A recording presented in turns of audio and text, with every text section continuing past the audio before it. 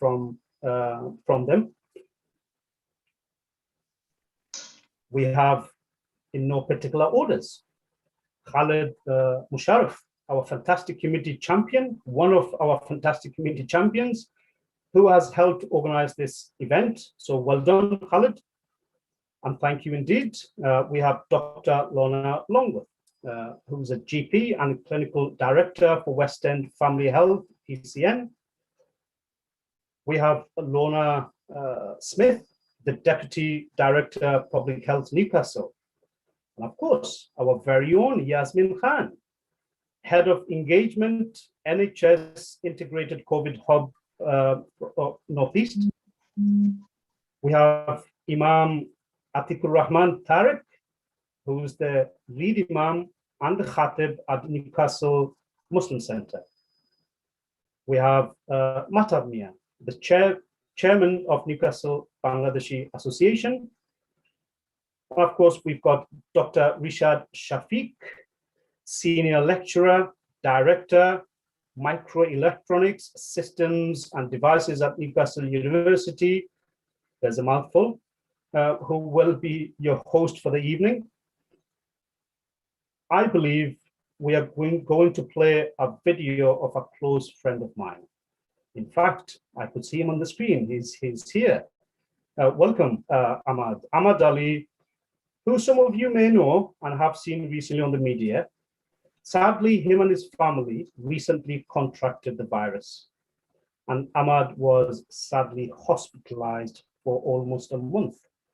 He lost his mother-in-law to this deadly virus. He's now recovering extremely well at home. He is such an inspiration. In fact, he has inspired me too. While at hospital, him and his family managed to initiate an amazing fundraiser. The target is to do 1 million steps to raise funds for their chosen charity. Again, on behalf of all the frontline staff and your chosen charity, Ahmad, I say thank you to you and your family. So without further ado, I'm going to hand over to you, Dr. Rishad Shafiq, your host for the evening. Over to you, Doctor. Thank you very much, Honorable Councillor Habib Rahman, for your introduction and opening of the event. Dear viewers, audience, and panel members, I'm sure you will appreciate that COVID-19 needs no introduction. As Councillor Habib Rahman pointed out, it has caused losing lives, being unwell, suffering at family front, at very many fronts altogether. Late February last year, little did we know as to how life will unfold for us. Many of us have actually experienced this virus, the wave of virus, for the first time in our life. We have never seen anything like this in our lives. Now, unfortunately, the BAME community, as Councillor pointed out, happens to be one of the most vulnerable, who are, more vulnerable to have this virus, and also more vulnerable to die from it, which is very unfortunate as a fact. But what we will try and do today is, with the expert panel members coming from different backgrounds, we will try and process the information socially. We will try to process the information technically, as well as from the point of views of, let's say, healthcare, well-being, and also different other perspectives.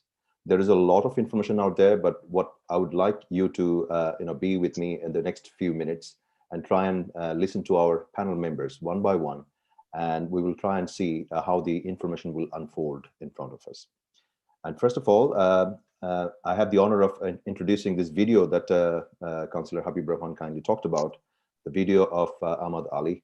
And I think this video will be a very good, setting the scene for introducing what we will be talking about in this particular event. Mr. Shah, if you can play the video for, yeah, thank you.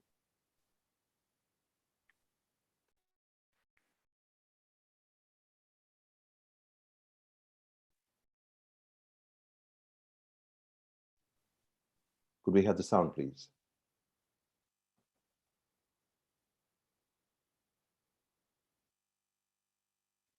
Shabai, when you share the video, can you press that you're also sharing the sound, please? Thank you.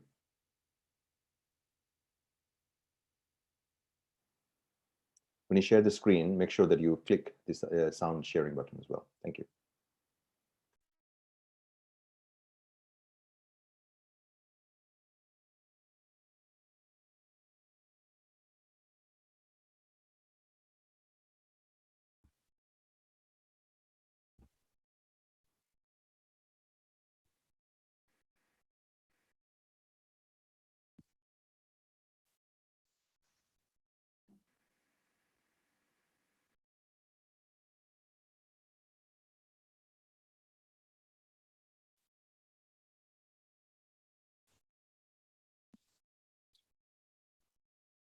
Shabai, we still continue to have problems with sound. When you share the screen, maybe you can give me the share the video link with me, and I can share it on the screen.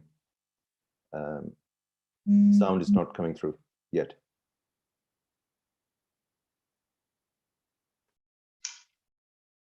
I think it's just an element of sharing your computer sound, computer audio, Shabai.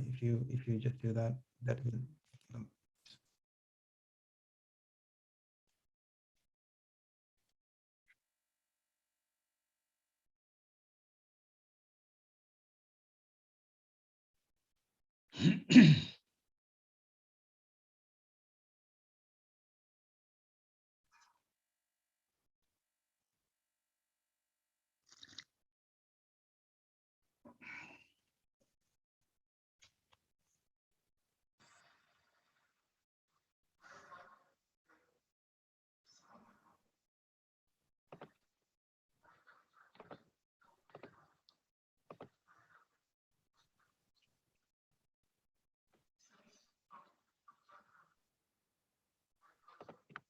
Is that working, Rishad bhai? Not yet, Shabai. I think what you need to do when you click the share screen, on that point, on your left-hand side of the bottom of the screen, you will see there is something called share the sound as well. And if you do that, it will also, as much, alongside your video or pictures, it will also share the sounds. For some reason, it's not showing on mine. If you allow, make me one of the co-hosts and give me the link. Maybe I can try. Takwin, do you want to make Rishad bhai one of the co-hosts? I'm sorry. Just getting 2 seconds. Yep. Takwin, are you there? I can't see the one screen. second. Yeah. Great. Could you stop sharing? Okay. Yeah. Thank you.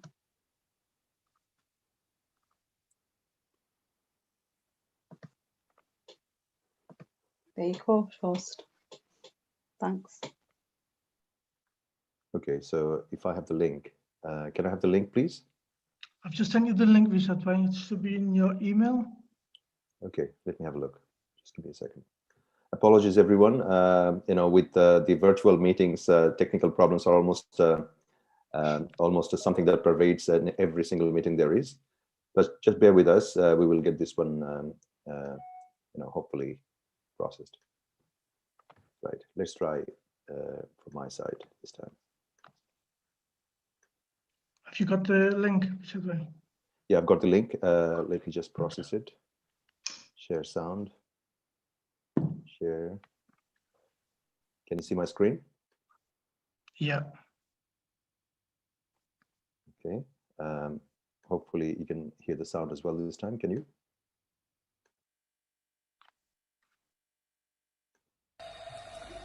Can you? Hello. Good. Yeah. My name is Ahmad Ali. Normally, I'm a fit and healthy person. I have practiced and followed all the COVID rules in protecting myself and others. I have been somehow, I contracted COVID and I have been hospitalized. Since 25th of January, I was very poorly and require urgent medical attention. I am currently on oxygen and making small progress. I recently lost my mother-in-law, who sadly lost her fight to this deadly disease. I want to say to all that COVID is real. Please take it very seriously.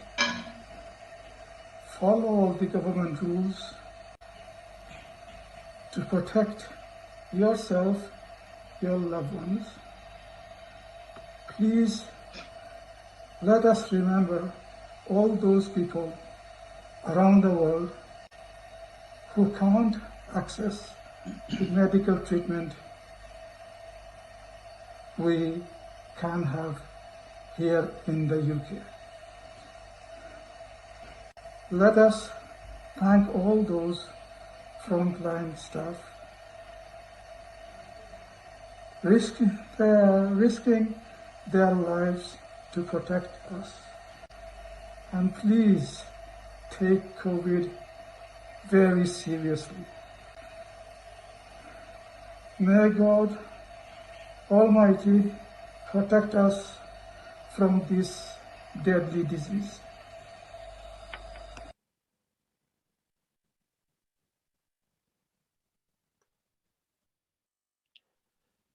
That was quite heart-rendering in many ways, a real story. Can you, Shahbhai, can you stop the video? Yeah, apologies for that. So that was real story from a real person suffering from COVID-19 and the unbelievable amount of sufferings that the family had gone through by losing members, important members of the family. Indeed, very heart-rendering in many ways. So I'd like to go to now Miss Yasmin Khan. She has an incredible amount of data to process and then tell us what it is actually indeed telling us in terms of what it means in terms of the COVID-19 infections, the rates, and the communities that are being more vulnerable, more affected than anybody else, and so on. Miss Yasmin Khan, please. Good evening and Assalamu alaikum. So thank you for the introduction. So yes, I'm Yasmin Khan. I'm from the Bangladeshi community. I'm from Newcastle. I work in the NHS, and recently I've taken up a new post as head of engagement in the new NHS integrated COVID hub, which I will talk to you about shortly and share with you some data around COVID and vaccination. I'll just do a quick introduction in Bengali now, just for those viewers and people who have joined in who don't have sufficient English. So, Assalamu alaikum, আমার নাম ইয়াসমিন, আমি Newcastle থাকি, আমি NHS এর লগে কাম করি। আমি আজকে আপনারা লগে থোড়া কোভিড সম্বন্ধে ইনফরমেশন দিমু, ইংলিশে দিমু, কিন্তু আপনারা যদি কিছু বুঝেন না, আপনারা প্লিজ কোয়েশ্চেন করেন, যেন আমি চেষ্টা করবো বাংলায় উত্তর দিতাম। আর যদি আমি পারি না বুঝাইতাম, আমার প্যানেল মেম্বার্স হল আসেন, আমি শিওর তারা সাহায্য করবা ইনশাল্লাহ। Thank you. So I'll just start with my presentation. So I just wanted to give you a little bit information about what the new integrated COVID hub is for the Northeast. If you can just share the next slide, please, Shah.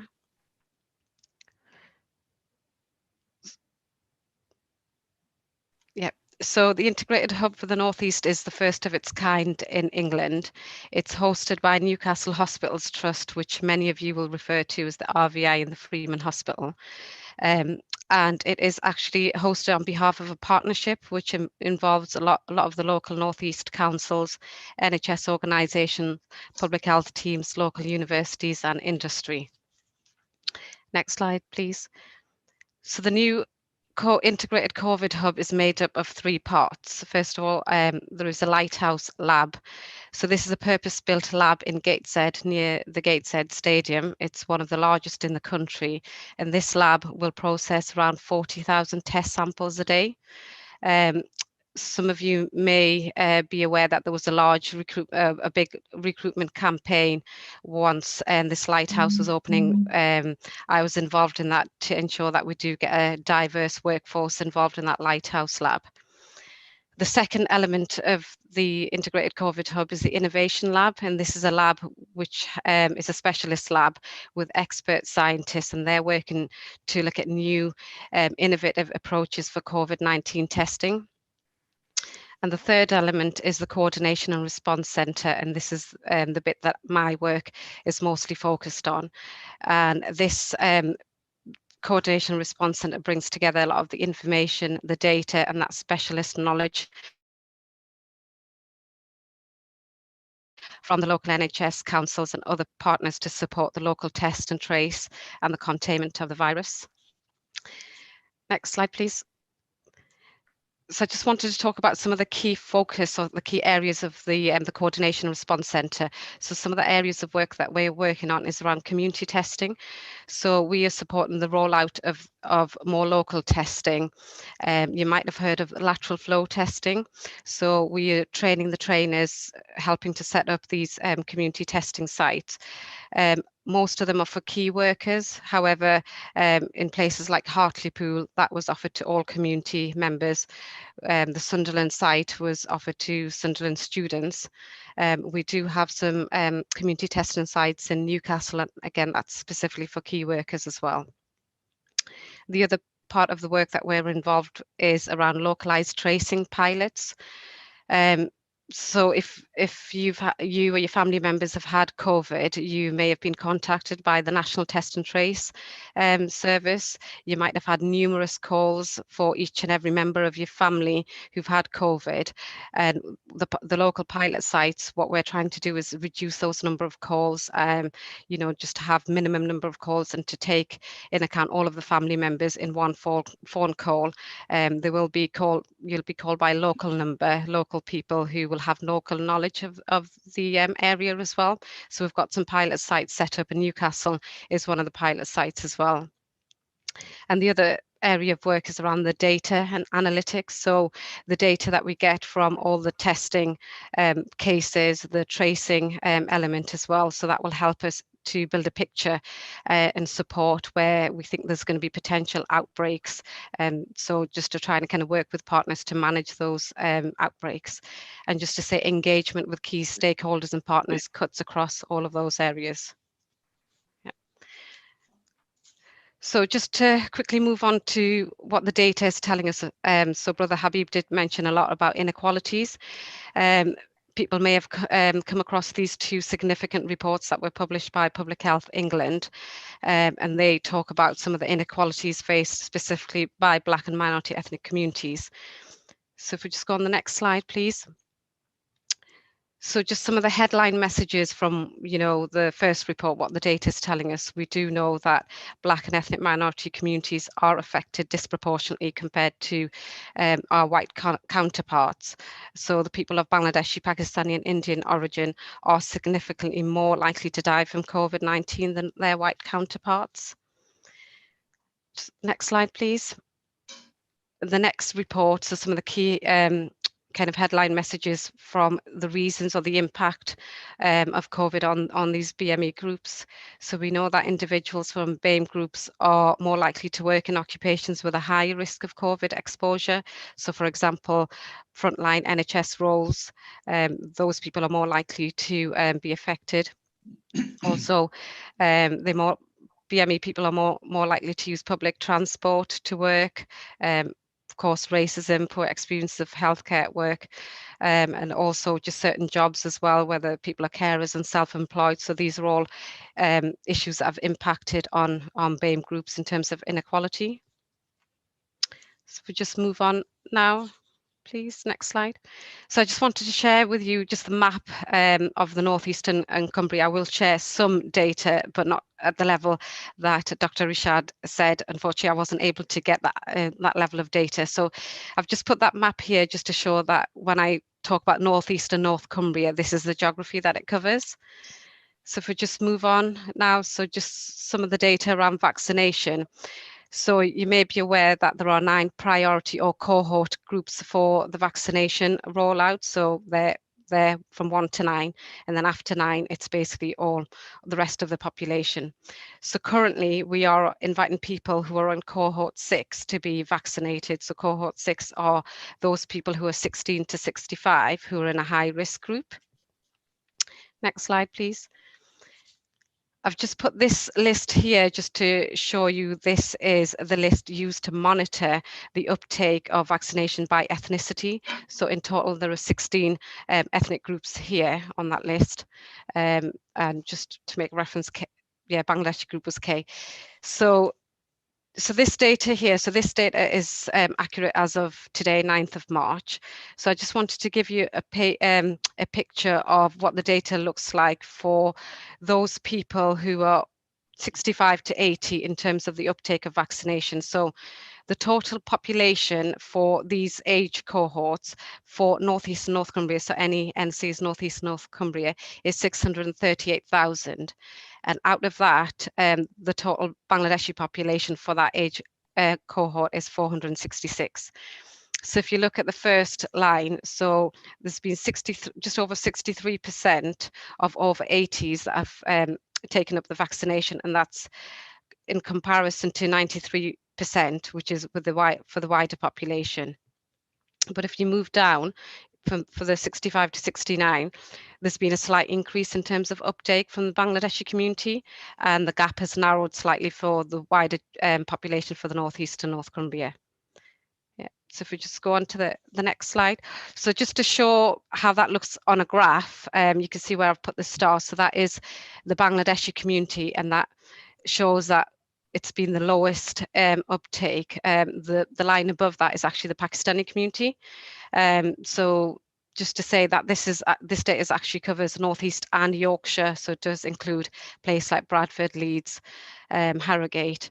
And this data is specifically just to show the uptake of vaccinations for the over 70s and 80s group. Next slide, please. Okay, and the next slide. So this is for the COVID vaccination uptake for all of those cohorts between 1 and 6. So the total population for those priority groups between 1 and 6 for the North East and Cumbria is 1.2 million. And out of that, the Bangladeshi community population is 2,850. So I think the key thing to look at here is if you look at the bottom line where it says 6, so we've got just over 45% uptake from the Bangladeshi community across the North East and North Cumbria. And in comparison to the wider population is 48%. So we're doing pretty well in terms of uptake within that cohort group. So next slides to get. So just in summary, just to say that the vaccination uptake in Bangladeshi community in the over 80s cohort is very low. However, on the positive side, the data is showing that the uptake within the current cohort, which is the 16 to 65, seems to be a lot better and more in line with the general population. So just really, you'll hear from Lorna from Public Health as well. So they'll be talking to you about a lot of the other public health messages, but just in terms of, what will help us to manage the virus further in line with the government guidance around hands, face space. So increasing community testing, there'll be a lot more of that as we come out of lockdown, the local contact tracing, and of course, the uptake of vaccination. So thank you. Thank you, Yasmin. Thank you so much.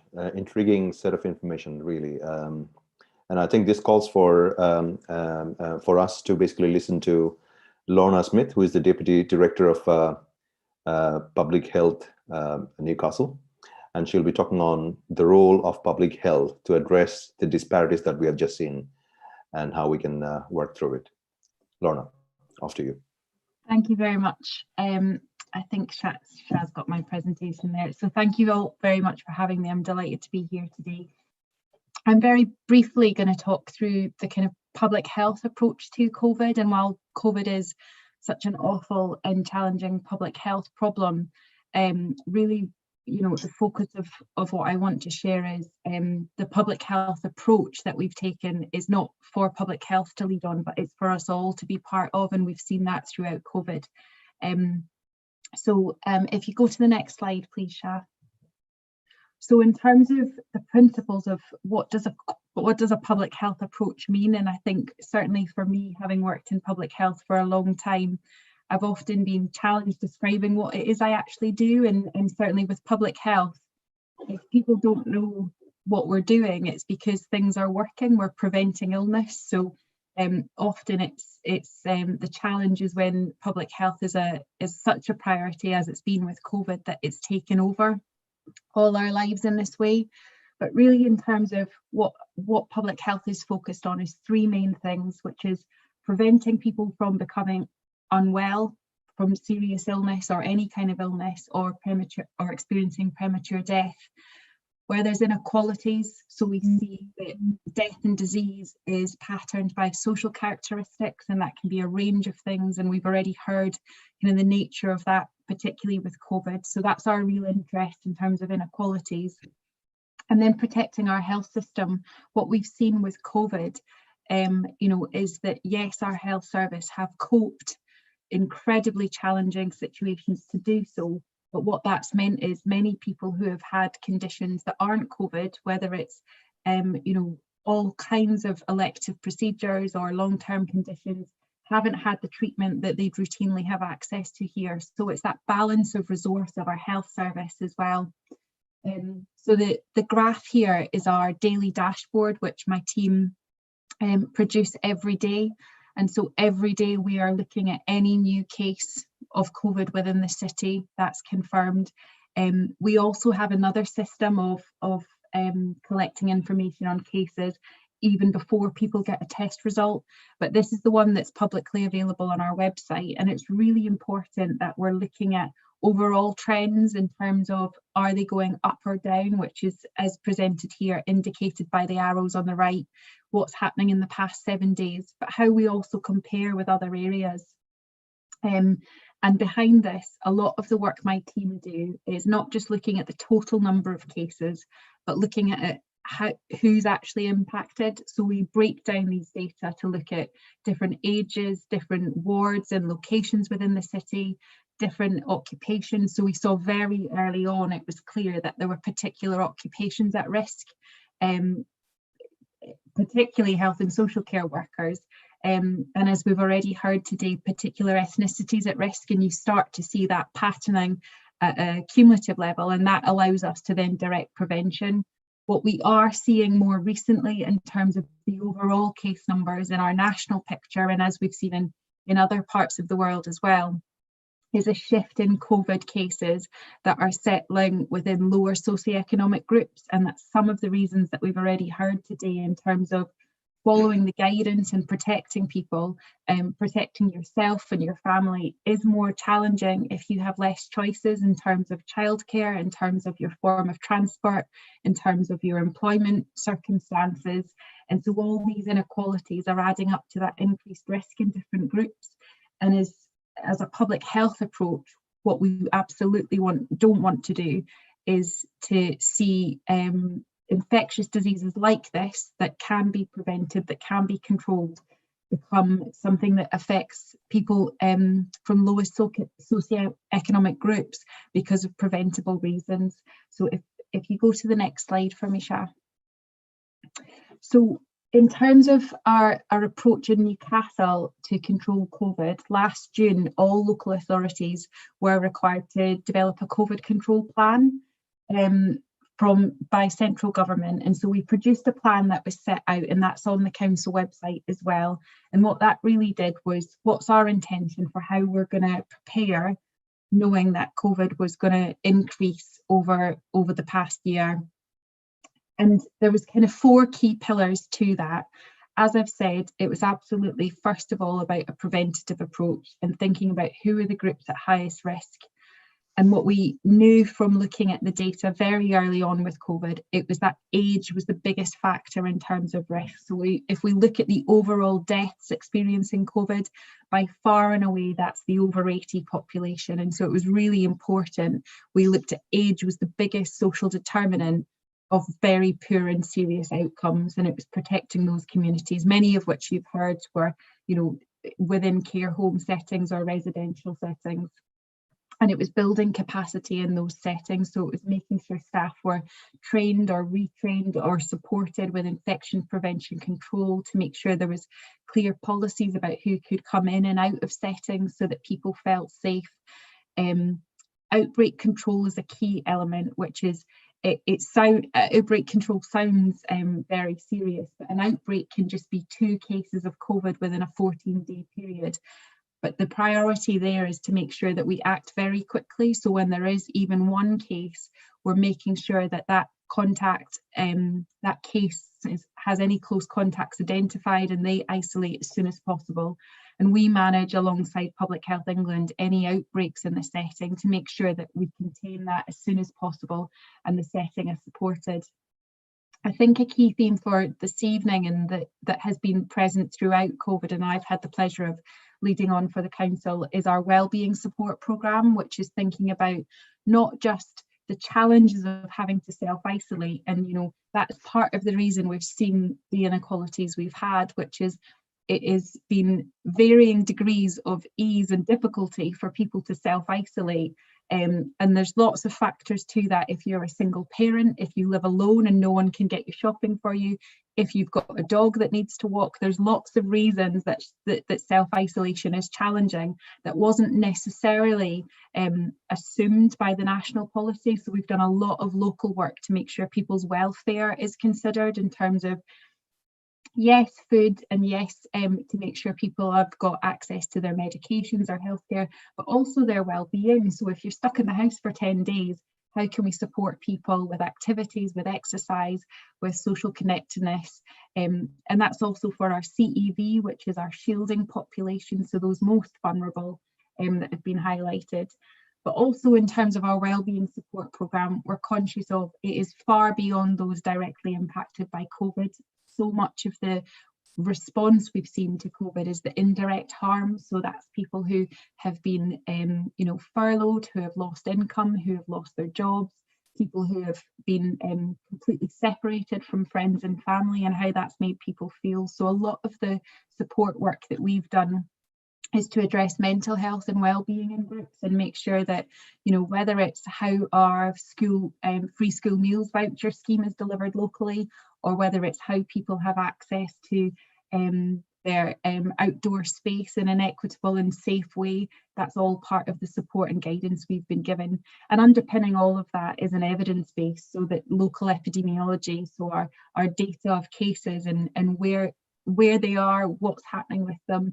You'll all probably remember in September we had that huge spike in cases in the student population, and so we needed to give some really targeted advice and working closely with the universities to make sure we're responding really quickly as things can change. So next slide, please, Shah. And this is a very busy slide, which I won't talk through all, but it's just to say that in terms of COVID, as I say, public health is everyone's role. There is a public health approach towards prevention, but it is absolutely a joint effort and a collaborative effort. So within Newcastle, we've got a COVID control group who are the governance framework for that COVID control plan to ensure that we deliver it and that we consider all aspects of COVID.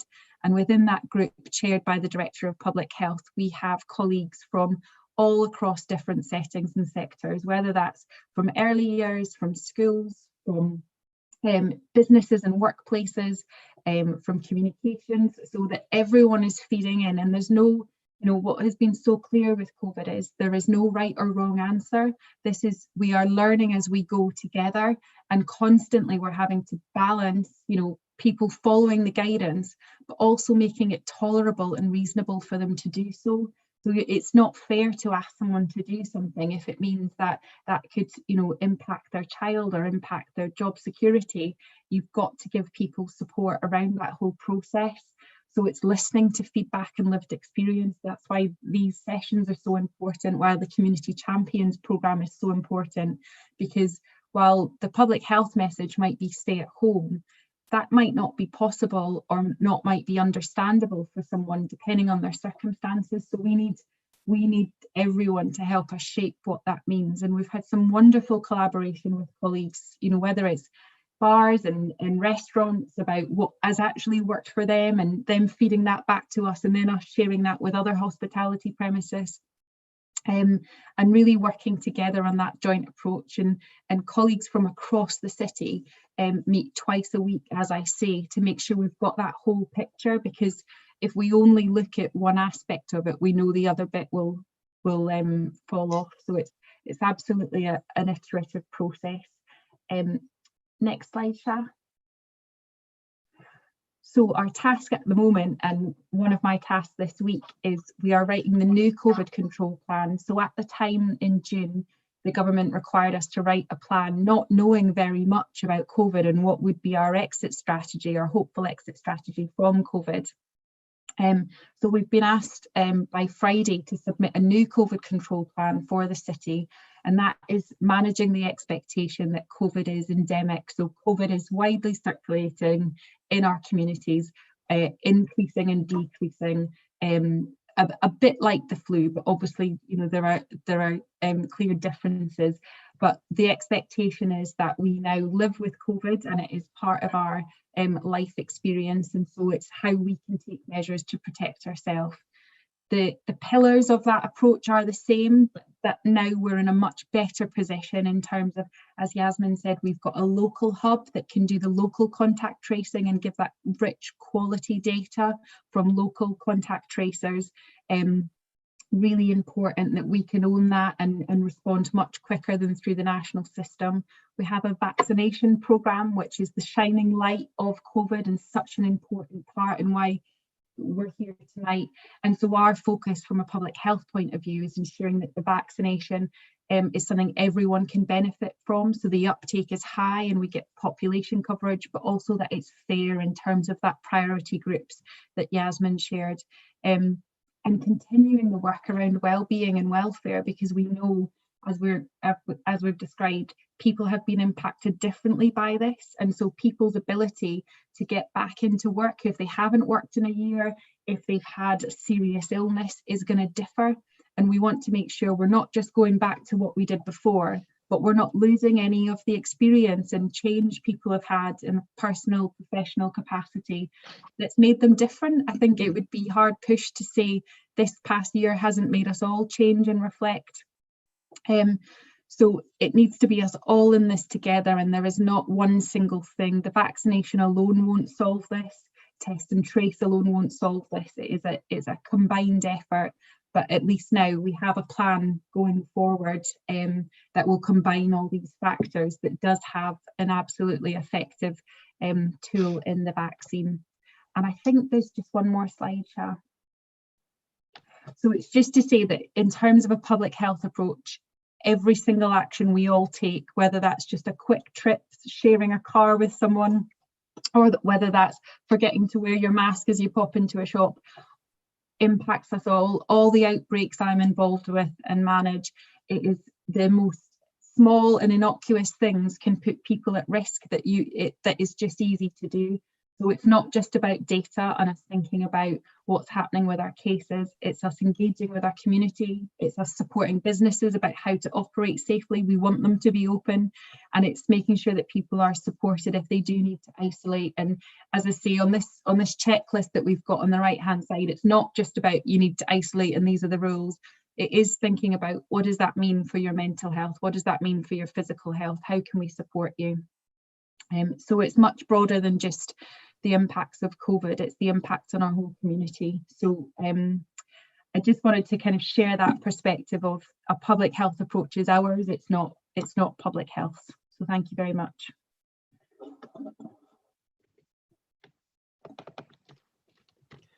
Thank you, Lorna. I think I like the fact that you provided a very holistic approach of the dealing with this particular the challenge that we are having right now. It's absolutely amazing how the councils, communities, NHS, Public Health England, businesses, universities, and the common public have come together to solve this, address this daunting challenge. That's absolutely amazing. Indeed, the situation has, as you rightly pointed out, has challenged us to rethink healthcare, well-being, employment, social, the larger social well-being, and so on. And I think we all also have to appreciate the fact that thankfully we now have technological advancement to help us find out alternative approaches to work and businesses, but they're not as good as the old style of businesses or work anyway.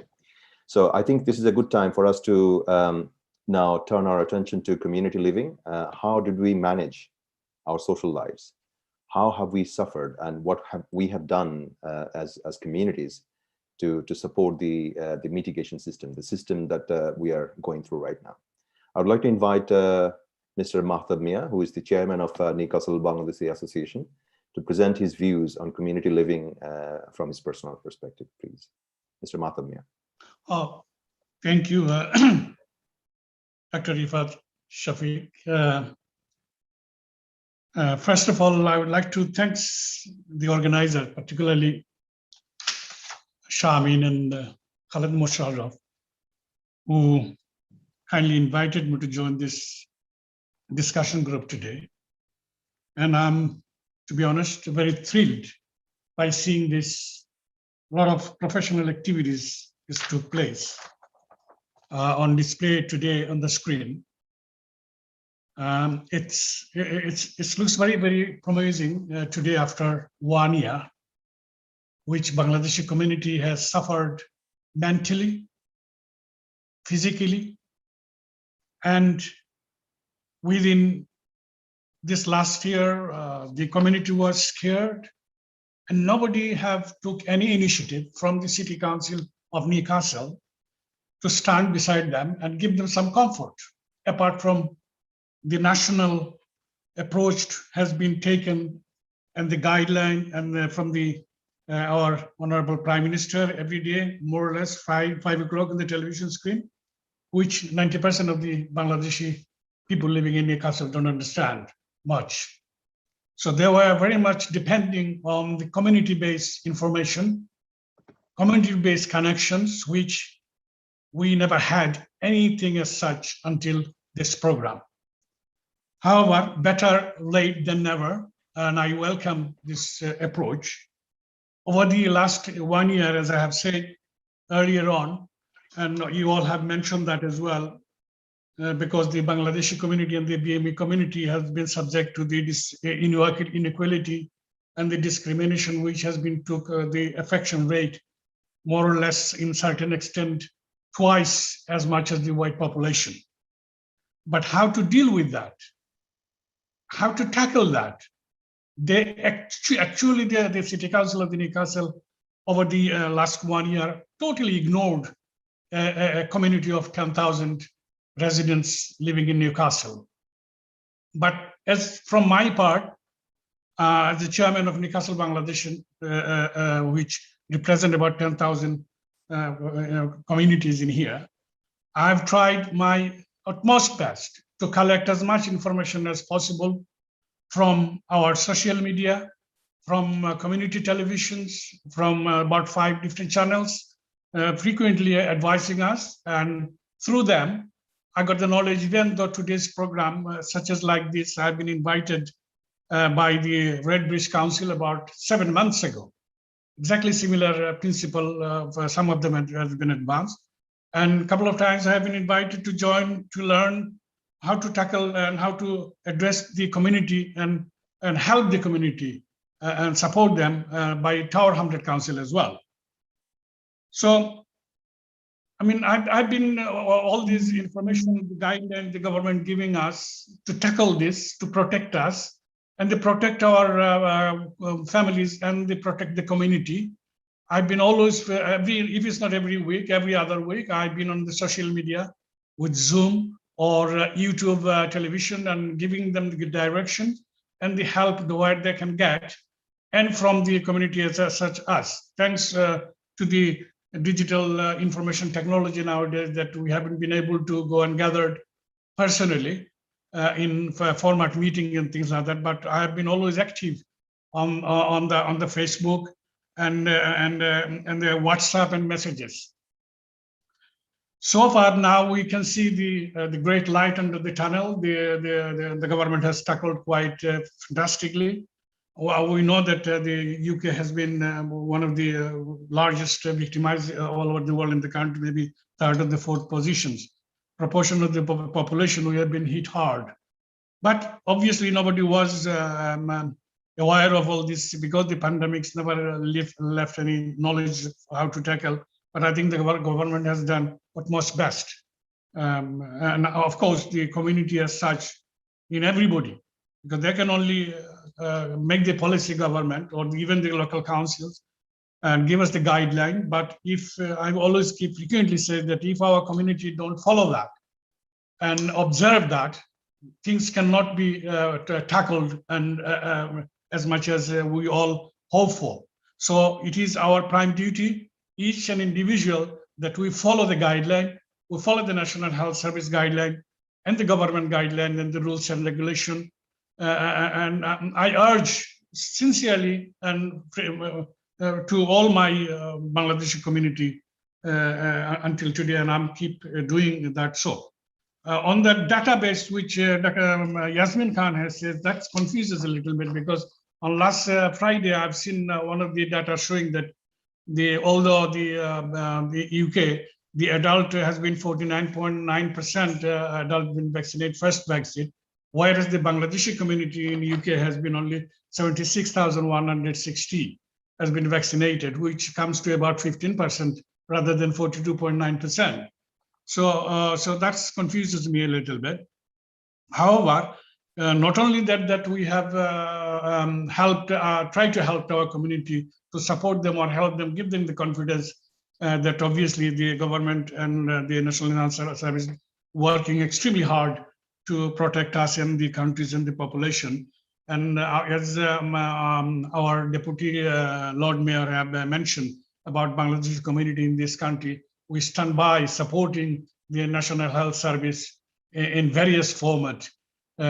Even the Channel S, the community television, we together has raised about 145,000 direct donation to the National Health Service, and also the staffs, as is Cindy Ahad Ali, is trying to raise some funds. So we are more sympathized to support the cause and their standby with the government.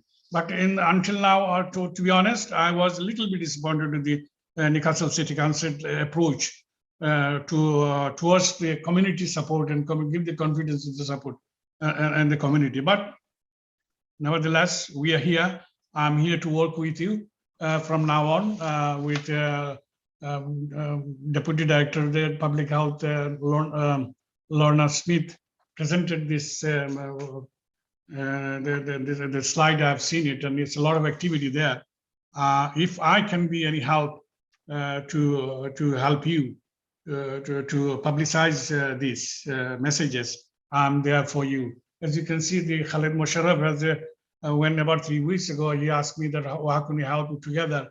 I straight away make a video online in Bengali, and about 4 minutes video, and urge all the Bangladeshi population or Bangla speaking population. And not only that, I have publicized it within the Newcastle. It's went well over the world, even the UK base, and it's watched by about 120,000 viewers. So obviously things can be done, but if we do it together, we can do better. And I've seen this on program community engagement. Where is the community engagement? I'm the chairman of the Newcastle Bangladesh Association. I never been invited to engage. So where's this? Is it all in the paper or the glossy paper, or is it really been activated, or is it really been actioned? So anyway, I mean, thank you, Rashid, giving me the opportunity to say a few words. Over to you. Dr.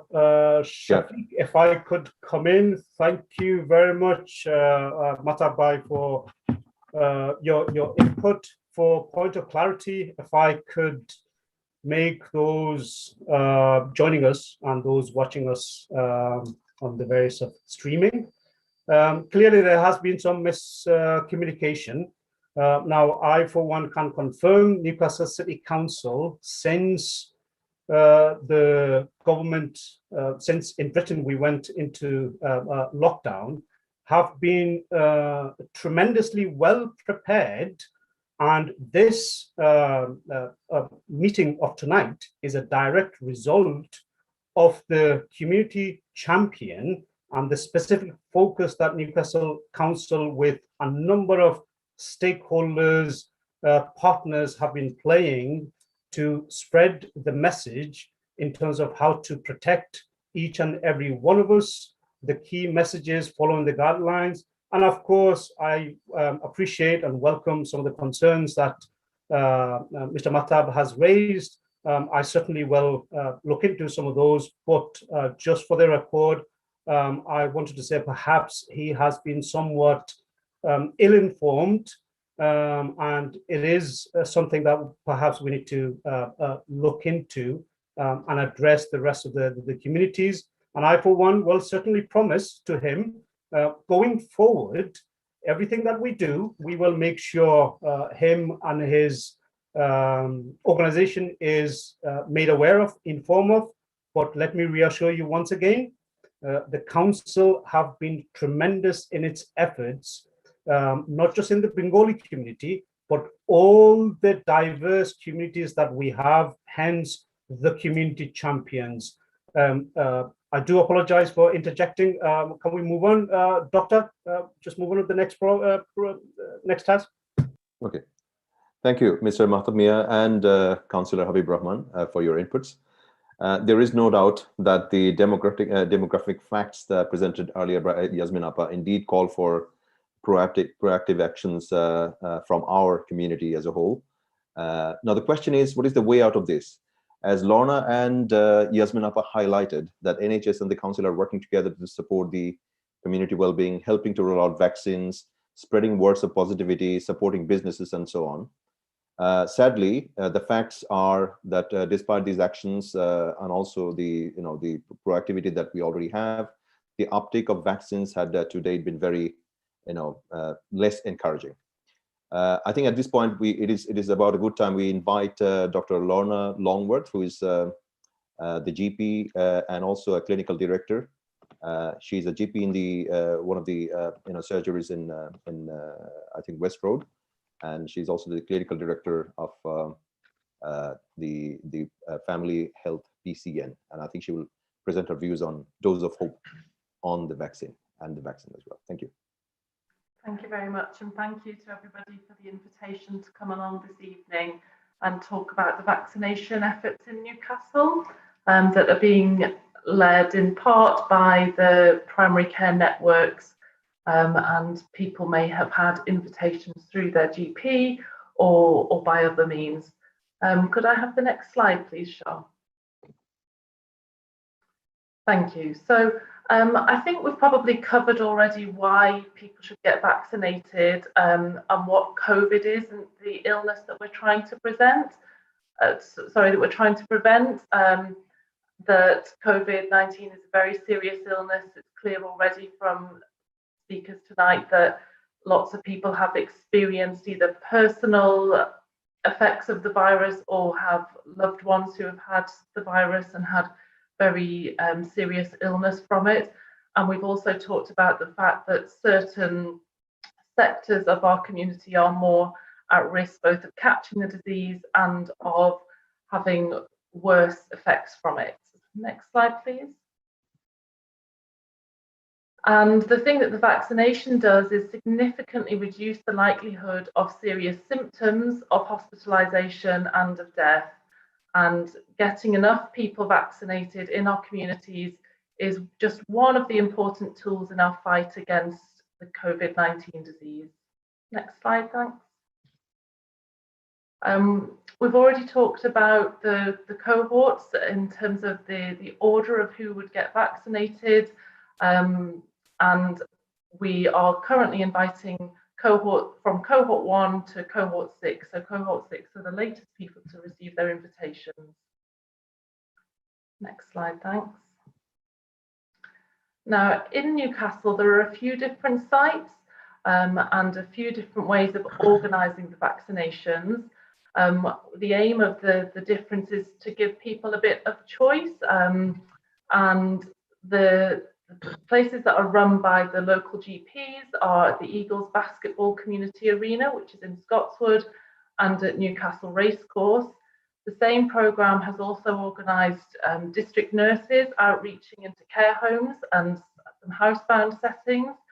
And we are also organising the COVID vaccination bus. There is a couple of separate sites at the Centre for Life, and that is the centre that's being run regionally and nationally, so people may get invitations for that. And there has been another site for health and social care staff arranged by the Trust. Next slide, thanks. These are just some pictures. That's the car park and the outside of the Eagles Arena in Scotswood. Next slide, thanks. And this is the driveway for the racecourse up in Gosforth. Next slide. And this is somebody being vaccinated at one of the centres. And that's the inside of the racecourse setting.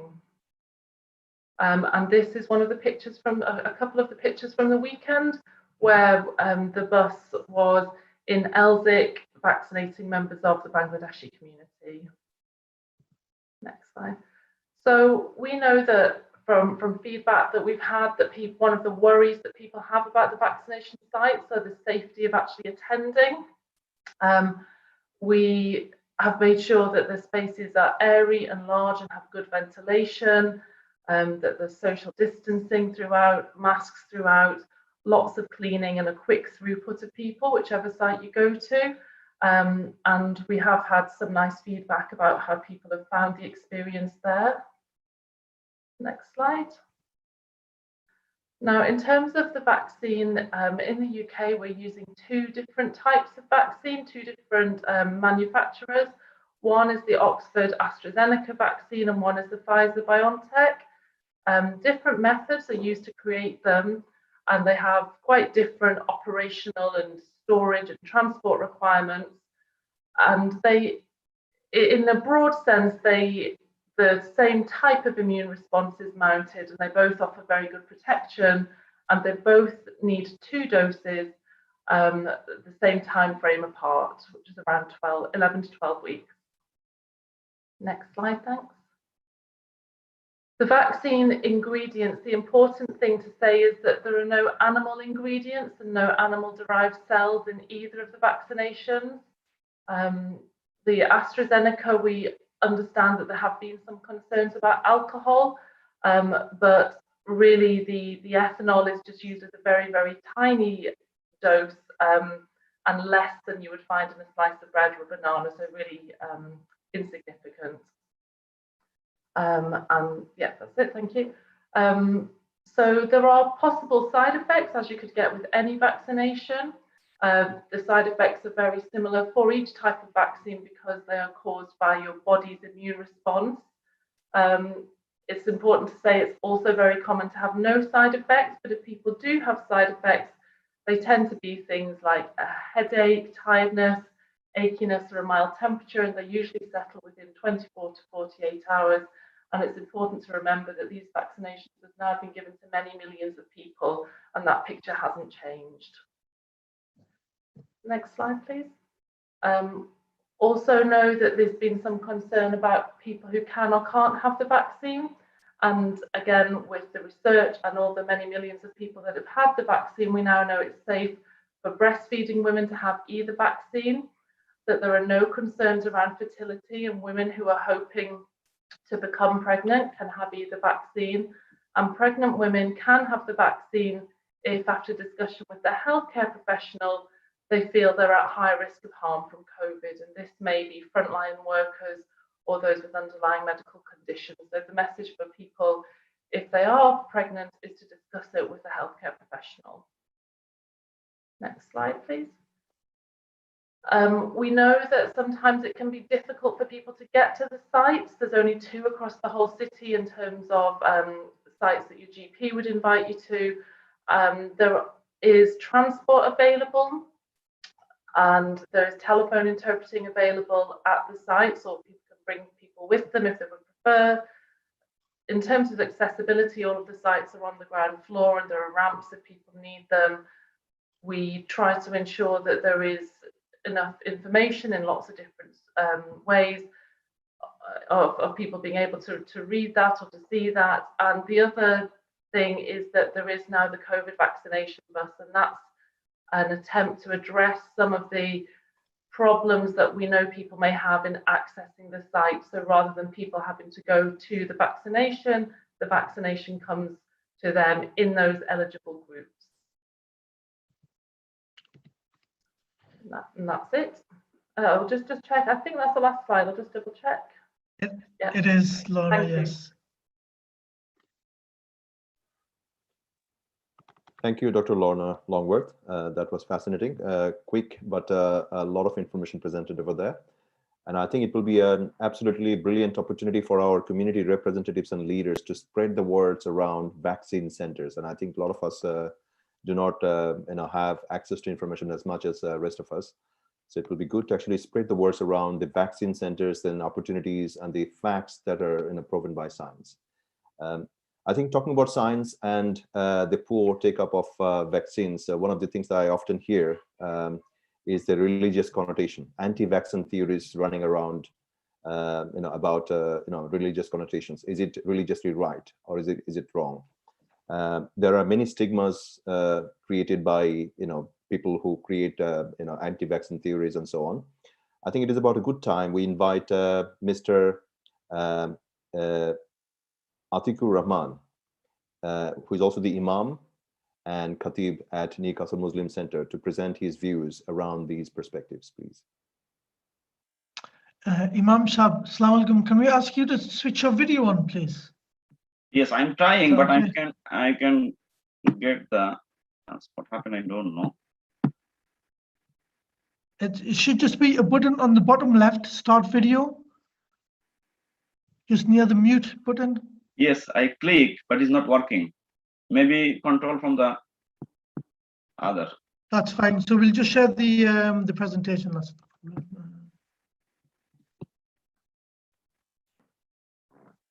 Okay, Alhamdulillah. Wassalatu wassalamu ala Rasulillah. First of all, I welcome all of you with Islamic greeting. Assalamu alaikum. May peace be upon all of you. It is a great opportunity for me to be joined this evening and to present something from religious background which is beneficial for us. My presentation is in English, but I am told to present this in Bengali. আমি আজকে যে প্রেজেন্টেশনটা পেশ করব সেটা ইংলিশে, আমি এটাকে বাংলায় বলার জন্য আমাকে বলা হয়েছে পূর্বেই। তো আমরা আজকের বিষয়টা ঠিক করেছি যে preventing and curing disease, Islam and Muslims life. কিভাবে আমরা মুসলমান হিসেবে ইসলামী দৃষ্টিকোণ থেকে আমাদের রোগগুলোকে প্রতিরোধ করতে পারি এবং রোগ হয়ে গেলে তার চিকিৎসা কিভাবে করতে পারি, ইসলাম এক্ষেত্রে আমাদেরকে কি গাইডলাইন দেয়, এ বিষয়ে আমি সংক্ষেপে বলার চেষ্টা করব। দুটি দিক, একটি হচ্ছে প্রথমে আমরা দেখে নেব যে what is the Islamic teaching on preventing disease. ইসলাম আমাদেরকে কি শিক্ষা দেয় রোগগুলোকে প্রতিরোধ করার ক্ষেত্রে। আমরা এক্ষেত্রে 5টি মৌলিক বিষয়, I will mention 5 fundamental things in this aspect.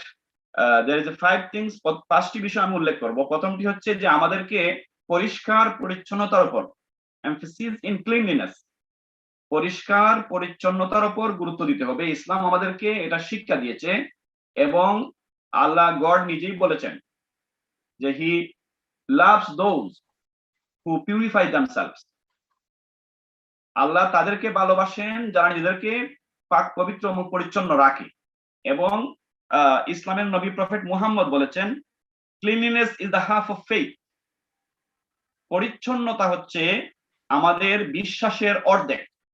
এই দুইটি বিষয়কে সামনে রেখে আমরা বুঝতে পারি যে ইসলাম আমাদের পরিষ্কার পরিচ্ছন্নতার বিষয়টিকে কতটুকু গুরুত্ব দেয়। Next slide please. এরপরে আসি আমরা যে বিষয়টা সেটা হচ্ছে যে আমাদেরকে 5 ডেইলি প্রেয়ার্স পারফর্ম করতে হয় মুসলমান হিসেবে, এটা আমাদের জন্য compulsory. We have to perform 5 daily prayers every day, and we have to make wudu, washing our specific part of body like hands, face, and feet, and also wipe the head. It is compulsory for every Muslim every day 5 times. So how important cleanliness is in Islam? ইসলামে এটা কত গুরুত্বপূর্ণ বিষয় যে প্রতিদিন 5 বার আমাদের জন্য এটা ফরজ করে দেয়া হয়েছে, অবশ্য করণীয় করে দেয়া হয়েছে যে আমরা প্রতিদিন এগুলো আমরা ধৌত করব। এতে করে আমরা আমাদের অনেক রোগ জীবাণু থেকে আমরা বেঁচে যেতে পারি। তৃতীয় যে বিষয়টি ইসলাম আমাদেরকে শিক্ষা দেয় সেটা হচ্ছে আমাদের ন্যাচারাল ক্লিনলিনেস। সেখানে আমাদের নখ কাটতে হবে, দাঁত ব্রাশ করতে হবে, চুল মানে আঁচড়িয়ে রাখতে হবে। তাছাড়া আমাদের শরীরে যে সমস্ত অবাঞ্ছিত লোমগুলো রয়েছে সেগুলো নিয়মিত কাটতে হবে এবং নির্দিষ্ট সময় দেয়া হয়েছে, এর বাইরে আপনি যেতে পারবেন না, এর ভিতরেই কেটে পরিষ্কার করতে হবে। এ সমস্ত বিষয় ফলো করলে আমরা অনেক গুরুত্বপূর্ণ কিছু পাই যে এখান থেকে আমরা অনেক রোগ থেকে বেঁচে থাকতে পারি। পরবর্তী স্লাইডে যান প্লিজ। Next slide please. এছাড়া পরিষ্কার পরিচ্ছন্নতার ব্যাপারে আরো কিছু গুরুত্বপূর্ণ বিষয় ইসলাম আমাদেরকে শিক্ষা দেয়। তার মধ্যে অন্যতম হচ্ছে আমাদেরকে মানে খাওয়ার পূর্বে, before eating and after eating we have to wash our hand and face as well, and also we have to cover our food always. It is recommended by our prophet. আমরা আমাদের খাদ্যগুলোকে ঢেকে রাখবো, আমরা আমাদের হাতগুলোকে ধুয়ে আমরা খাবো। তারপরে আমাদেরকে বলা হয়েছে আমাদের বডি এবং ক্লথ এগুলো মানে সবসময় ক্লিন এবং পিউরিফাই রাখার জন্য। তাছাড়া আমাদেরকে এটাও বলা হয়েছে যে আমরা যেন আমাদের ব্রাশ করি দাঁতকে, দাঁত ব্রাশ করতে we have to brush our teeth 5 times. This is recommended for our prophet, not only 1 or 2 times. So this is very important things in Islam. আমরা এটাকে অত্যন্ত গুরুত্বের সাথে দেখি। এগুলো যদি আমরা ফলো করি তাহলে আমাদের পরিষ্কার পরিচ্ছন্নতার বিষয়টিকে কনফার্ম করলে অধিকাংশ রোগ থেকেই আমরা বেঁচে থাকতে পারবো। রোগগুলো কিন্তু আমাদের মধ্যে এন্টার করে আমাদের মাউথ দিয়ে, আমাদের নোজ, আমাদের ইয়ার কিংবা আমাদের হ্যান্ড, এগুলো দিয়ে রোগ কিন্তু আসে শরীরের মধ্যে। এগুলো যদি প্রতিনিয়ত ক্লিন থাকে, পরিষ্কার থাকে, তাহলে অতি যত্নের সাথে আমরা রোগগুলোকে অ্যাভয়েড করে চলতে পারবো। Next slide please. তারপরে স্পেশালি প্যান্ডামিক সিচুয়েশন যেটা আমরা এখন ফেস করছি, very hard situation we are facing now. তো দিস সিচুয়েশনে আমাদের সবচেয়ে করণীয় যে বিষয়টা, আমরা অনেক সময় কেন লকডাউন হচ্ছে, কেন আমাদেরকে আইসোলেশনে যেতে হবে, এগুলো মুসলিমদের কোনো কোয়েশ্চনই হতে পারে না। কারণ আমাদের prophet 400 years ago told us to do this, to be go in isolation, and this is very important to hadith I mentioned here. One is the sick should not mix with the healthy, especially in the pandemic situation, because this রোগ মানে disease গুলা transform হয়, এগুলো মানে ছোঁয়াচে রোগ। এই ছোঁয়াচে রোগ থেকে বাঁচতে হলে আমাদেরকে এভাবে এগুলো মেইনটেনেন্স করে চলতে হবে। তাছাড়া পরের যে হাদিসটা আমি উল্লেখ করেছি সেখানে প্রফেট ডাইরেক্টলি বলেছেন কোনো এলাকাতে যদি প্যান্ডামিক দেখা দেয়, কোনো এই ধরনের কোনো সিচুয়েশন তৈরি হয়, তাহলে আপনি এখান থেকে অন্য সিটিতে মুভ করবেন না, কিংবা যে সিটিতে সেটা আছে আপনি সেখানে যাবেনও না। এইভাবে লকডাউনের আইডিয়া কিন্তু আমরা পাচ্ছি এখান থেকে। তো এই বিষয়গুলো আসলে ইসলামের শিক্ষা। আমরা কেন এগুলোতে কনফিউজ হচ্ছি মুসলমান হিসেবে জানি না। আমরা যদি আমাদের ইসলাম জানতাম তাহলে সরকার বা গভর্নমেন্ট যে সমস্ত রুল রেগুলেশন তৈরি করে দিচ্ছে এগুলো কমপ্লিটলি আমাদের পক্ষের রুল। এগুলো ইসলাম আমাদেরকে শিক্ষা দিয়েছে। এগুলো এই সমস্ত রুলকে মুসলমান হিসেবে সবার আগেই আমাদের ফলো করা উচিত, আমাদের আন্ডারস্ট্যান্ড করা উচিত, এগুলোকে মেনটেন করা উচিত আমাদের। Next slide please. তারপরে যেটা আমরা বলবো পরবর্তী যে বিষয়গুলো, এটা হচ্ছে প্রথম দিকগুলো আমি বললাম যে এই সমস্ত বিষয় আমরা মেনটেন্স করে চললে। তাছাড়া আরো অনেক বিষয় আছে, আমি এখানে রিলেভেন্ট আনি না। এগুলো আমাদের স্বাস্থ্যকে রক্ষার জন্য আরো অনেক বিষয় ইসলামে আছে, সেগুলো আমি এখানে যাবো না। এখন আসি যে রোগ হয়ে গেলে আমাদের করণীয়টা কি। আমাদের রোগ হয়ে গেলে আমরা কিন্তু রোগ নিয়ে বসে থাকবো না। ফার্স্ট কাজ হচ্ছে we have to go to GP. আমরা জিপির কাছে যেতে হবে, কারণ ইসলাম ডাইরেক্টলি বলে, this is mention in the Quran, ask those who are knowledgeable. This is command by Allah the God. So a GP more knowledgeable than us, we have to go to him or her to take suggestion or guideline from him and her. So this is very important for us.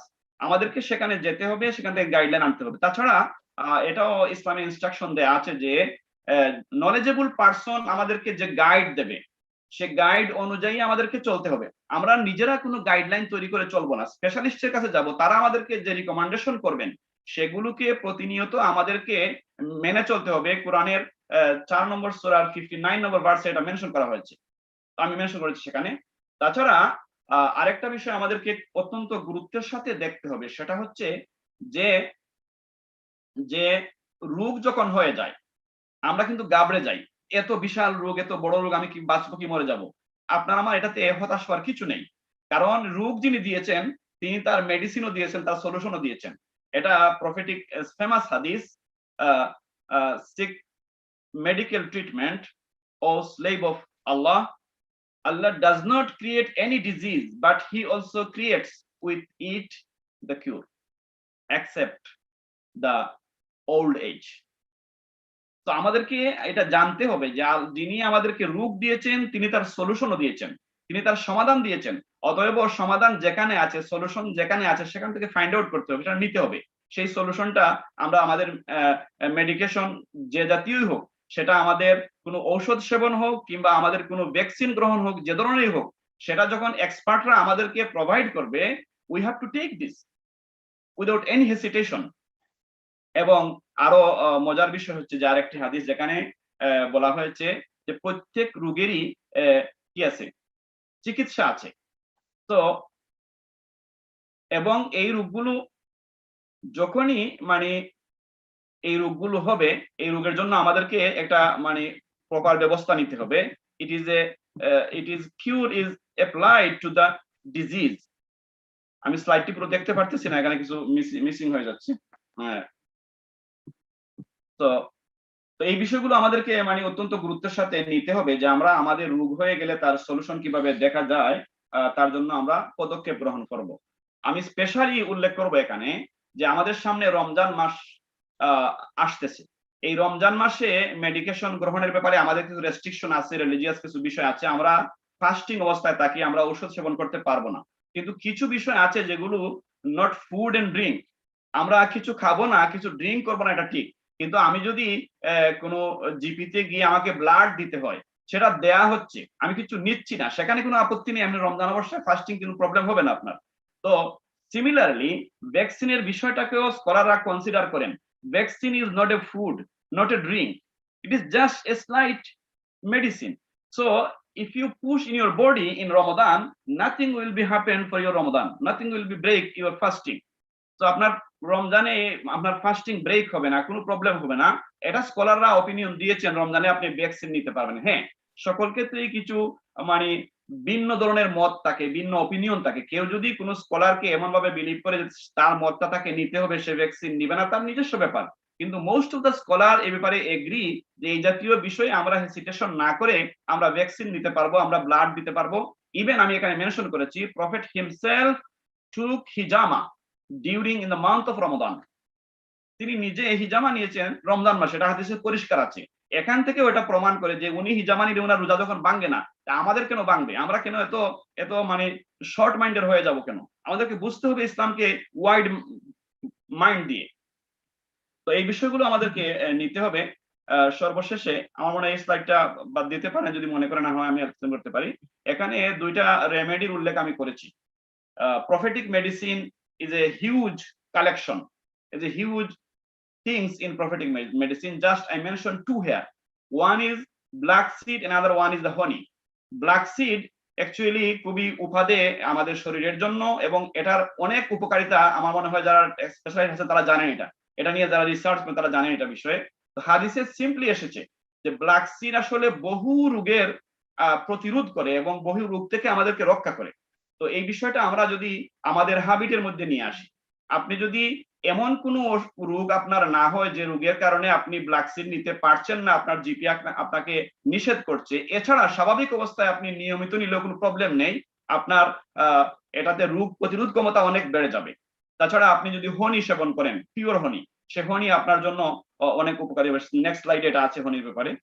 Go to next slide please. তো হনির ব্যাপারে directly mention in the Quran, and it is healing for the mankind. And Prophet also said honey is the remedy of every illness. That means এই নয় যে আপনি কোনো ডাক্তারে যাবেন না, চিকিৎসা নেবেন না, বাট স্বাভাবিক অবস্থায় আপনার রোগ প্রতিরোধ ক্ষমতাকে বৃদ্ধি করার জন্য কিংবা আপনাকে সাধারণ রোগ প্রতিরোধ করার ক্ষেত্রে আপনাকে এগুলো কাজ করবে। কিন্তু যদি কোনো কারণে আপনার শারীরিক অবস্থা দুর্বল হয়ে যায়, আপনি উইক হয়ে যান, তখন এগুলো কাজ নাও করতে পারে, তখন আপনাকে প্রয়োজনে জিপি বা স্পেশালিস্টের কাছে যেতে হবে, সেটা ভিন্ন কথা। কিন্তু নর্মালি এগুলো আপনাদের জন্য, আমাদের জন্য খুবই উপকারী, আমাদেরকে অনেক রোগ থেকে এগুলো বাঁচিয়ে রাখবে বা অনেক রোগ দূর করে দেবে, এটাই আমাদের ব্যাখ্যা এক্ষেত্রে। Next slide please. সর্বশেষে আমি কয়েকটি কথা বলি, আমার এটা শেষ করব। এখানে ইসলাম আমাদেরকে সুস্বাস্থ্য রক্ষার জন্য, আমাদের স্বাস্থ্য রক্ষার জন্য, যাতে আমরা আমাদের বডিটাকে, এটা একটা blessing from god, our life is a blessing, our health is a blessing, so we have to preserve our life, preserve our body, because this is the blessing of God. তো আমরা এটাকে রক্ষা করব। এই রক্ষার ক্ষেত্রে এই জন্য ইসলাম এমন কিছু নিতে আমাদেরকে নিষেধ করে যেটা আমাদের বডিকে ড্যামেজ করে দেয়। As an example, smoking is prohibited in Islam.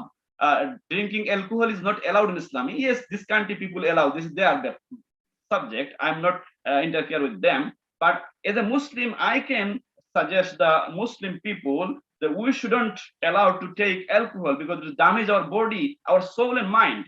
So we do not take this. And similarly, আরো কিছু বিষয় ইসলামে আছে যেগুলো আসলে আমাদেরকে আমাদের মেন্টাল হেলথকে প্রিজার্ভ করে, রক্ষা করে। সেখানে আমরা যদি আমাদের মাইন্ডটাকে একটু ব্রড মাইন্ড করি, আমরা যদি হিংসা, বিদ্বেষ, জেলাসি, ব্যাকবাইটিং, তারপরে ইভিল থট, এগুলো থেকে আমরা বাঁচি, তাহলে এই সমস্ত বিষয় আমাদের মেন্টাল হেলথকে রক্ষা করবে। আমরা কিন্তু অনেক সময় মেন্টালি মানে অসুস্থ হয়ে যাই, এগুলোর কারণ আছে। আমরা অন্যের ভালো দেখতে পারি না, আমরা অন্যকে হিংসা করি, বিদ্বেষ, এগুলোর কারণে আমাদের অসুস্থ হয়ে পড়ি। আমরা অন্যের ক্ষতি করতে গিয়ে নিজেরা অসুস্থ হয়ে পড়ছি, এটাও বুঝি না অনেক সময়। কিন্তু ইসলাম আমাদেরকে এগুলো থেকে রক্ষা করতে চায়, আমাদেরকে এগুলোর ব্যাপারে সতর্ক করেছে, আমরা যেন হিংসা, বিদ্বেষ এগুলো থেকে বেঁচে থাকি, আমাদের মেন্টাল হেলথ যাতে রক্ষা হয়। সর্বশেষে আমি বলবো, এই একটা কথাই যথেষ্ট আমাদেরকে ইসলাম আমাদের স্বাস্থ্যের ব্যাপারে কি গুরুত্ব দেয় তা বোঝানোর লাস্টের হাদিসটা যথেষ্ট। The Prophet Muhammad, peace be upon him, himself said, a strong believer is better than a weak believer. Why? Because a strong believer can worship Allah properly, can work properly, can earn for his family and the relatives and other things. They can work properly. So believer must be strong and he preserve his health. একজন বিশ্বাসী ব্যক্তি, ইমানদার ব্যক্তি তার স্বাস্থ্যকে সুরক্ষা করবে। স্বাস্থ্য রক্ষার ক্ষেত্রে তার যত কিছু প্রয়োজন সে সবগুলোকে গ্রহণ করে তার স্বাস্থ্য রক্ষা করবে। এই স্বাস্থ্য রক্ষা তার দায়িত্ব, তার কাছে আমানত এটা। এই কারণে ইমানদার হিসেবে আমাদের উচিত হবে আমাদের স্বাস্থ্য রক্ষার ব্যাপারে ইসলামিক যে গাইডলাইন গুলো রয়েছে সেগুলো আমরা ফলো করব, এবং যে দেশে বা যে সোসাইটিতে আমরা বাস করছি, we are living in a modern society, we have to follow the instruction of this society which is beneficial for us. It is very important for every Muslim. তো আমরা যেখানে বাস করি সেখানে আমরা এখানে রুল, রেগুলেশন, নিয়ম কানুন মেনে চলবো। ইসলাম আমাদেরকে এগুলো মানতে উৎসাহিত করে, আমাদেরকে এনকারেজ করে।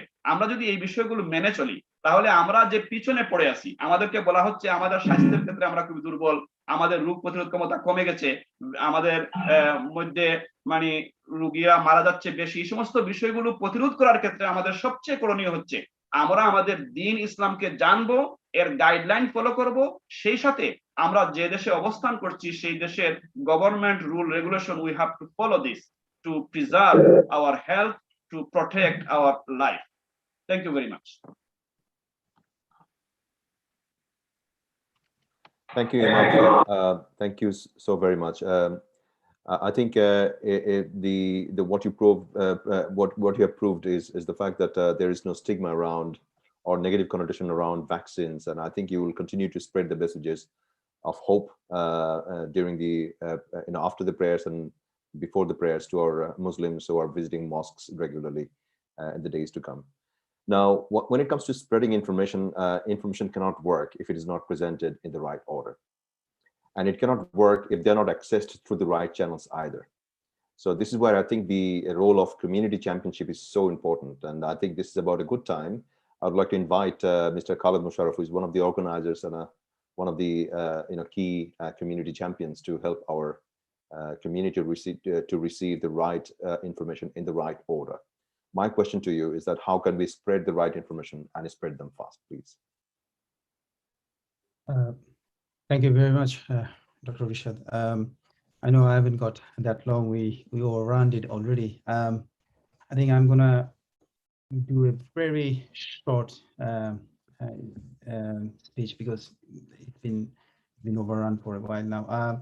So we all know about COVID, and during this pandemic, we all got to know our true resilience, what we have, and that is why when last year when I had a call from the Newcastle Com team, and then Public Health Newcastle contacted me to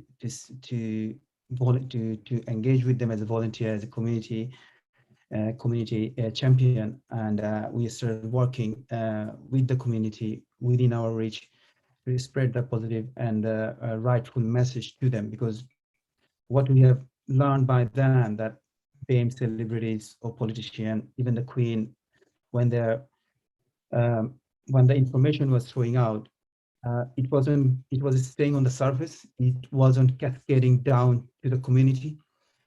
Community itself wasn't reached, and that's why everyone understood that there is a challenge to cascade it down in the grassroots level where the community needs to get engaged to, and that's how we started working. It's not only me. We got in our BAME community champion, we have like 17 different language community volunteers involved in there, and we were connected by of course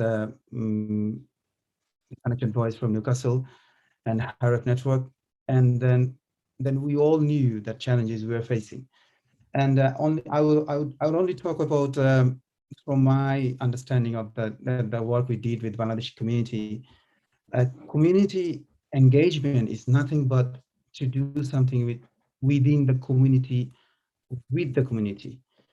And when Public Health England, NGPS, or Council wanted us to get involved with any project, even Lorna will be can come into it. When we did our COVID vaccination bus, I mean the most recent one we did. Before that, we have done so many different language thing, and then other stuff. But when we did our COVID vaccination bus last, what we did is we reached out to our community organizations which are existing in the system. Bangladeshi Association Newcastle, Shah Jalal Islamic Mosque, Newcastle Muslim Center, Friends Society Newcastle. These are all community groups within the community. So any such organization or government or local government, they don't have the understanding of those complex structure what we need to deal with to pass the message out to our individual community members. And once we got that connection right, when we all the community groups put the connection together collectively, we have seen a response, and we have seen how many people turn up. We had 425 plus people showed interest. We have managed to vaccinate 300 people in 2 sessions. It does say that when the community get moving, things get moving. And this pretty much, it became a like wartime situation. This COVID situation was unexpected. No one knew what to do. As you say, we worked every single day. We learned something new. It was not a time for us to sit down. It was a time for us to go out, because what I find out, when you go out, you always was accepted, because people were there to waiting for you to know something, to get some clearer guidance, to have an understanding what needs to be done.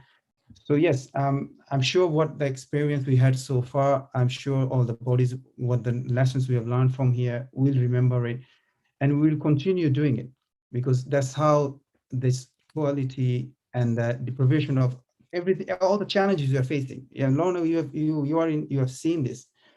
The only way we go forward when we collectively go and do the things the way we want to do, and pass the message in the right way to the community. So yeah, I'm gonna shout off here. Thank you, Zishan. Thanks for giving me that opportunity, actually, because yeah, Thank you. Thank you, Khalid Bhai. For those of us who do not know, Khalid Bhai, besides being a community champion, he's also a good cricket player. If you love cricket, do tag up with him. I think I'm certainly, waiting for my dinner. I'm not sure we can have a long question and answer session. The beautiful thing that happened today is that we have had a good, very diverse set of presentations, information coming through. And I can see the list of questions. A lot of these questions have already been answered during the presentations, which is fantastic. But I'm pretty sure that there will be very specific questions coming from the community as well. Mr. Shah, if it is okay for us to continue collecting the questions, and then there's no harm in, let's say, following up this particular session with another session sometime in the future, where we can actually answer the questions, because answering question is another powerful way of promulgating information, passing information, right? I think we ought to do a session, something around that. It is my pleasure to again invite Honorable Councillor Habib Rahman to please conclude today's session and also spread the message of hope. Before it's concluded, if you could allow me a couple of minutes, please. Yes, please. Are we? Mr. Mahathir, so do you have a question? Quick question. Yeah, it's not a question. Just I would like to engage for 1 minute or so, which might be helpful for our this event today. Yep. Just to touch up a couple of things. Obviously, it's a great initiative which has been today. It's a great presentation. There's no doubt about it. As Khalid Musharraf and Shah Amin have expressed, I think that the imams, since the Bangladeshi community is very close community, and the message passed through very quickly if it is integrated with our mosque, particularly the 3 mosques. Our imam every Friday they address about each year together. If it's normal circumstance, about 2,000 people, but now with the special space and things like that, distance, they still continue to address the congregation of about 1,000 people every Friday. So any messages can be passed through. If we just make 10 different languages, 20 different languages, and keep it in within our website and the city council box, and if we do not pass it on, if we do not publicize it, then the benefit would not go to the beneficiaries. So this is why I'm saying the community hub, the community center and the mosque is very important and fundamental, maybe in this sort of circumstances, to pass the messages and the information as such.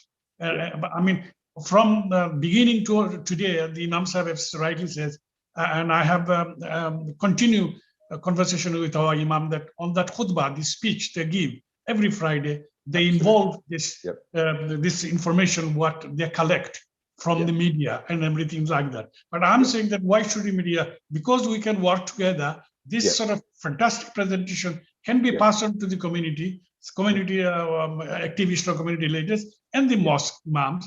And even though, if it is possible, they can leafleting it and take this leaflet. I think, Mr. Mahathir, the actions that we want to take, this is something that will need a separate conversation, because we have just worked on the information right now. That we are in a right platform, to be honest. Yes, absolutely. I think this is not the only one. So we will have more, events like this to talk through the actions, talk to the faster way of spreading information.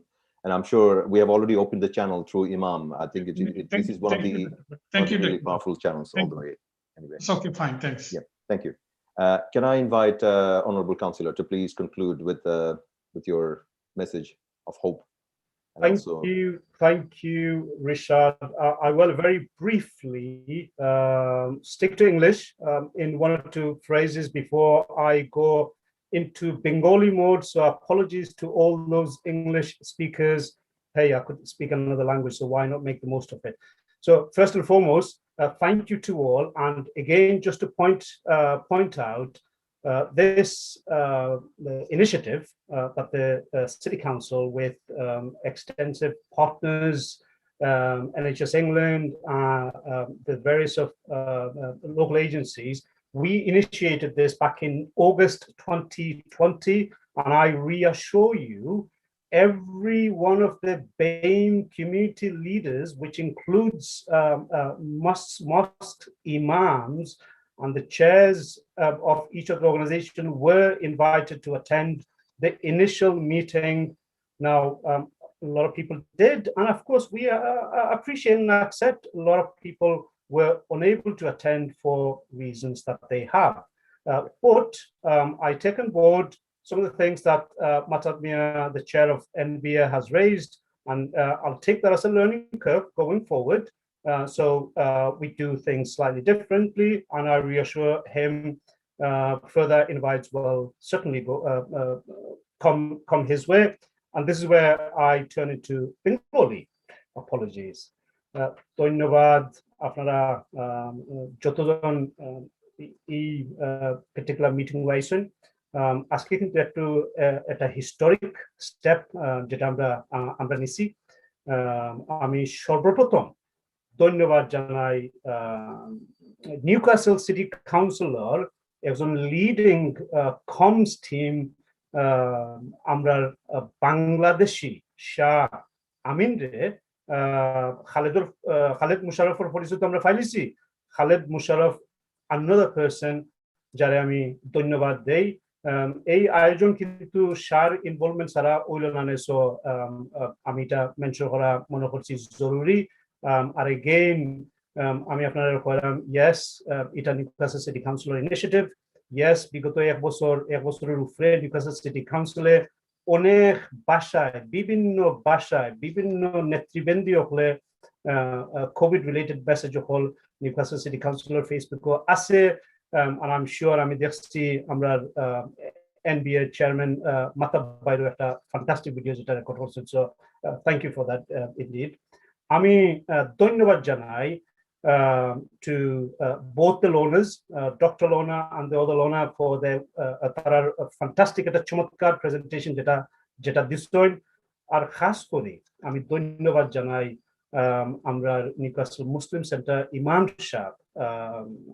ইমাম সাহেবের যে একটা চমৎকার presentation দিছেন প্রেজেন্টেশনে আমরা বাংলায় তাই presentation দিছেন কিন্তু যারা ইংলিশে ফোর্স বা দেখরা বুঝতে পারছেন কি পরিমাণ ইম্প্যাক্টফুল এটা হইছে আর ফাইনালি আমি খাস করি আজকের এই মিটিং দুইজন গুরুত্বপূর্ণ মহিলা যারা আছেন তারারে আমি খাস করি ধন্যবাদ জানাই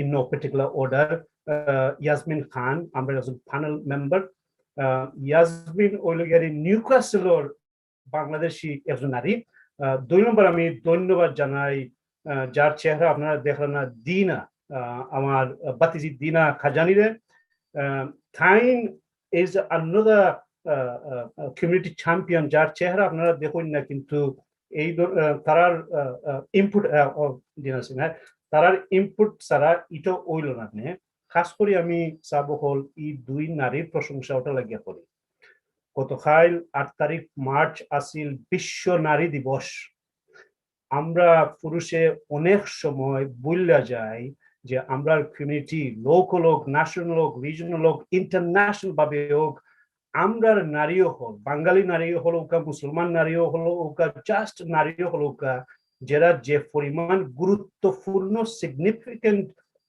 রোল প্লে করেন ইন ইয়াসমিনের কেস যে পরিমাণ একটা দায়িত্ব লইয়া হইছে আস্থা বাংলাদেশি কমিউনিটিরে সেভ করবার লাগে না প্রোটেকশন দিবার লাগে না আস্থা নিউক্যাসল ইয়াসমিনের লগে আমরা কমিউনিটি একটা মেয়ে আমরা তারার অবদান তারার যে ইনপুট এটা আমরা দইরা তুলি তারার প্রশংসা যে সময় করার দরকার আমরা করি খাস করি আমি অকল পুরুষ অকলে কইব ইনফ্যাক্ট আমি আমার নিজেরও কইলাম তারারে আমরা শাবাশি দেই টাইম টু টাইম তারার পিছনে আমরা জাগি টাইম টু টাইম যখন তারা বালা কাম করে তারারে আমরা এই শাবাশি দেই ইনশাআল্লাহ আর খাস করি বর্তমানে যে মহামারীর বিনিময়ে আমি ডাক্তার নাই কিন্তু আমরা সকলে জানি কোভিডের কারণে কি পরিমাণ মেন্টাল ফিজিক্যাল ইমোশনাল প্রেসার সকলের কাছে আছে আমরা মহিলা সকলে যে পরিমাণ মেন্টাল ফিজিক্যাল ইমোশনাল